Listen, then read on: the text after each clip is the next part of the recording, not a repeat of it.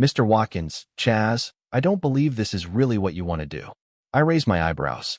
And why, Doc? Well, I know it's natural to want revenge, but I also know it's a dangerous reaction that I guarantee will backfire on you. I slowly turned my head to the right to look at Amy, who had her head down and seemed to be trying her best to appear insignificant to the current discussion. After looking at her for a few moments, I looked back at Dr. Carnes and noticed her annoying attempt at a friendly smile. I also noticed the lack of rings on her left hand. She was an attractive woman, closer to my age. But over the past few weeks, she had been testing my patience. Well, Doc, I yawned. I'm sure I don't know what you mean when you say this will work against me. I just can't imagine this as a possible outcome. Well, let's see. What Amy did was selfish and wrong. Revenge is also selfish and wrong, but it is also a purely malicious attack. Amy didn't attack you. Revenge would let Amy know that you are only interested in hurting her in return, which means you have no love or care for her or the marriage. I think the fact that you're here means you care and, sorry, document. You probably forgot. I filed for divorce, remember? I'm here because Old Faithful, a play on the name Loyal Old Man, the name of a geyser on the territory of Yellowstone National Park, there fought it and demanded consultations, and the court ruled it. Yes, however, we must work together to restore trust. And this will, of course, be more difficult if she loses trust in you. What if she decides that your attempt to hurt her is more than she can handle and decides to walk away from the marriage? I smiled at her. That would seem terribly hypocritical to me. What do you think, Amy? If I had an affair with someone else, or maybe 4 others, more than once, would you give up on our marriage? Mr. Watkins, the best revenge is to refuse to compromise your dignity or principles than to stoop to such a level and have an affair for revenge. Thank you, Doc, I understand you. But I didn't hear an answer to the question I asked my wife. Come on, Amy, why don't you join the discussion? How do we fix our marriage if you refuse to answer the hard questions? If I went and slept with 4 other women multiple times each, to even the score, would you consider us equal? Or would you think we were screwed? Amy grimaced. Mr. Watkins, for God's sake, Doc, call me Chaz. Chaz, this is counterproductive. And whether you decide to save your marriage or not, your self-esteem, self-respect, and happiness will remain with you. No one should be able to take that away from you. Don't descend into negative behavior that puts you on the same level as Amy's infidelity. Elevate and focus on your greatest strength, yourself. Making yourself stronger, happier, and more confident is possibly the best revenge you could ever get. And the only chance we'll be able to identify the problems in your marriage that caused Amy to cheat on you in the first place. Treason, I said quietly. Sorry, asked Dr. Carnes. Treason, Doc, plural. She cheated on me several times with several men. But now, if you don't mind, I'd like to change the topic of discussion a little. Dr. Carnes nodded. Amy was still trying to pretend this wasn't happening. Amy, I'll come back to my question later so you can take some time to think about your answer. So, Doc, you just said that I need to rise to the occasion and stay positive and focused so we can figure out what caused Amy to cheat. We need to determine what is wrong in our marriage that made her cheat on me with other men more than once, right? That's right, Chaz. Once we identify these reasons, we can address them in a positive way and begin the process of healing and restoring your relationship. So, you want to say that it's my fault that she's an unfaithful wife? That kind of language is counterproductive, Chaz. And yes, to some extent, it's your fault. Women in happy, fulfilling relationships simply don't commit adultery. I gave her my best, incredulous look, which she ignored. It takes 2 people for a marriage to be strong and for neither partner to go astray. If we can identify these problems, we can deal with them and have a better chance of ensuring loyalty, trust, and harmony. I was taken aback for a moment, thinking about it, and finally said quietly, I call it bullshit and shenanigans. Sorry, asked the embarrassed doctor. Machinations, Doc, an insidious trick used specifically for a hidden purpose. I know what that word means, Chaz. I just don't understand why you think there's any shenanigans going on here. Yeah, first of all, my unfaithful wife, who claims to want to fix our marriage, a marriage she broke up, refuses to participate in this discussion. There are 2 people who are working on this marriage, but she is not one of them. And secondly, you think it appropriate to hold me responsible for her dissolute behavior. Mr. Watkins, shut up, document. This is my money, and I will have my say. If there were problems in our marriage, The appropriate response would be for my loving wife to tell me about them so we could work on them. Don't you agree? She nodded, looking a little embarrassed. So if she decided to take a proactive, healthy approach and discuss with me her problems and desire to resolve these issues in our marriage, and I ignored her or refused to acknowledge the problems, then I would be guilty and responsible for my contribution to the continuation of the problems in our marriage. Of course, and if that was the case, then her reaction was to either accept it or not, and decide whether she wanted to leave the relationship or continue to try to make it work. She didn't. As far as I know, she was not unhappy. I'm no saint, but she never spoke to me about dissatisfaction with any aspect of our marriage that would justify her torpedoing the marriage. No document. If she was unhappy or dissatisfied with our marriage, then her actions completely relieved me of that responsibility. She herself is to blame, and your attempts to shift the blame onto me are shenanigans, and I will not accept them. Chaz, if you can't accept your share of responsibility, I guarantee your marriage won't survive this. I slowly stretched in my chair, then stood up and headed towards the door. I think we're done. Dr. Carnes, if you would like to continue helping us, please leave me a message before your next session explaining why I should bother. Our life together up to this point was unremarkable and ordinary. Amy and I have been married for 20 years. We met in college during our freshman year, but didn't start dating right away because at the time we met, we were both in serious relationships with others. However, during our freshman year, we ran into each other at a party and discovered that neither of us were in a serious relationship, and we quickly began dating. After a few months of dating, I wanted to become exclusive, but Amy refused. I looked at her, thanked her for the past few months, and wished her a happy life. She was confused.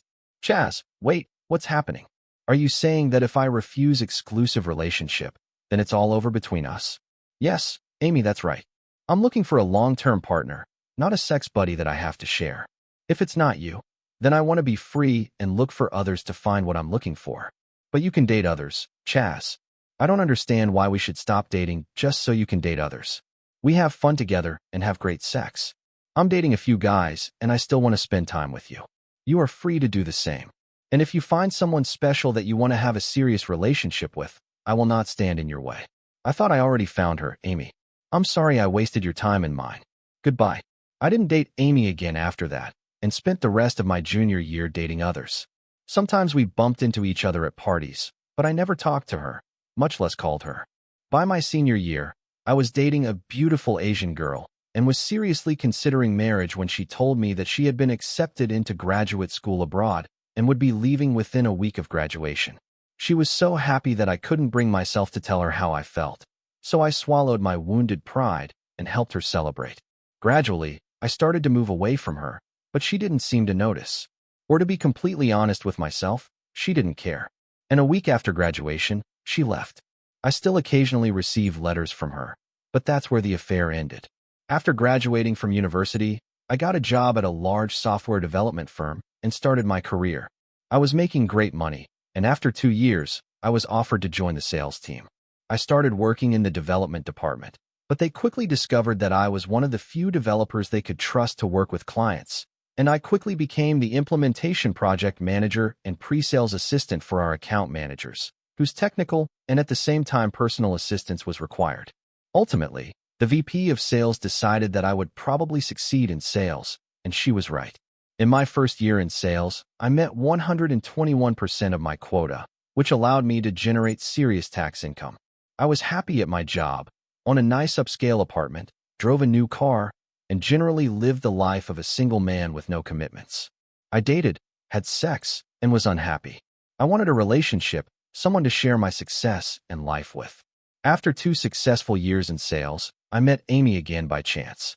She worked as a junior purchasing agent for the company I was presenting to and was included on the team evaluating our solution and proposal. Long story short, we started dating, and it seemed like Amy was ready for commitment this time and wanted an exclusive relationship. She seemed to have changed, and the chemistry was still there, so I agreed. And 18 months later, we got married. 2 years later, Amy gave birth to our son, Peter, but unfortunately, she was told that another child was not wanted. We were devastated, but we were happy that we at least had Pete and decided to move on with our lives. I had a vasectomy, and we moved on, cherishing our marriage, each other, our son, and our careers. After Pete left for college, Amy and I started having some friction. She was taciturn with me and seemed inclined to be where I was not. Our once vibrant sex life had dwindled to almost nothing, and I began to wonder about Amy. She worked a lot and was not at all kind to me. I've never ignored problems, so I hired a private investigator to find out what was going on. What happened led us to this point. Mr. Watkins, this is Dr. Carnes. I think I understand your disappointment after our last session and want to assure you that I am ready to help you and Amy. And I truly do not hold you responsible for her decisions and actions. I believe that in yours, there were bound to be cracks in the marriage, but I recognize that you are right. When you say that how Amy chose to handle this is our main concern, please understand that I want you both to be stronger when this is all over. I want you to heal from the pain she has caused you, and for me to help you both cope with your new reality. Whatever it is, please don't give up on me, Amy, or your marriage. I sincerely hope that I'll see you tomorrow at our session. I really wanted an answer to my question, and since Amy was currently staying with a friend and we weren't talking, I thought, what the hell, I'll give Doc another chance. Additionally, I could be held in contempt of court if I refused to participate, in which case I would have to start the sessions all over again. Have you two been intimate since this all started? I stared at Amy, who never seemed to leave her chair or position since our last session. I waited a moment before answering. No, Doc, we didn't have any intimacy. Still looking at Amy, who stubbornly refused to look at me or the consultant. And why, Chas? Doc, do you mind if I take a break for a second and address Amy directly? She looked wary, but agreed. Amy, are you here to participate or not? It seems like I'm doing all the hard work here, and as far as I know, I'm not the one who lied and cheated. I didn't want this. You did it. You either step forward or I'll end this right now. That is sorry. I'll try to be more. Yes, I will participate. Okay, great. The doc wants to know why we're not having sex. Why don't you answer this question, and then I'll clarify everything you need. Certainly, sorry. Well, Ches won't talk to me, and I'm staying with a friend at the moment. So we don't have any options, and stand. And I asked, and I wasn't tested for diseases. Stand. And I asked again.